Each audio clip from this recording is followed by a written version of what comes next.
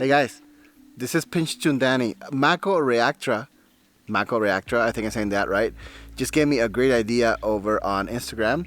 Talking to her a few minutes ago, and gave me an idea for a quick video. It's always great when you find ideas that are good for quick videos because a lot of them take too long. This should be quick. She said, I increased my camera angle and I am going faster. So I asked her, so what did you increase it to? And she was like, she didn't know. So she then mentioned something about an app and totally gave me the idea because that is how I've been measuring my camera angle. I used to use a protractor and little pieces of paper, cut. Hopefully this is still focusing. It's noisy because it's getting dark. But yeah, I use an app, so that's what I'm going to show you how I do it.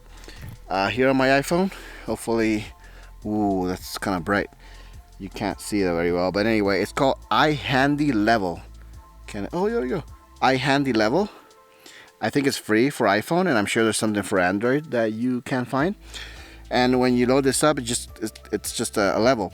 And the cool thing about it is that you don't have to worry about the surface you're on being perfectly level, because what you do is you tell it this is level. You know, even if it's off to an angle, you just mark it as level, and you can measure. So for example, I'll put it on the quad here.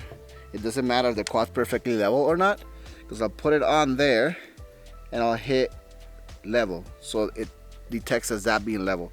And then you put it against your object, and I know my camera is 30 degrees.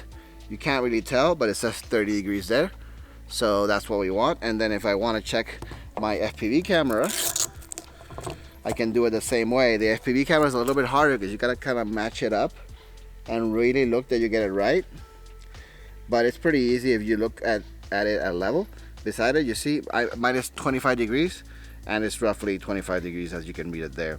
And this is very useful at a race, for example, because if you crash, there we go, if you crash or anything, you can easily reset your camera angle, and that's it. Super easy. iHandy Level. I'm sure there's other levels you can use, but because the phone, you can tell it, you can say, okay, this is level, mark it, resets to 0. Even if the quad is on a table, it's kind of tilted, it's fine.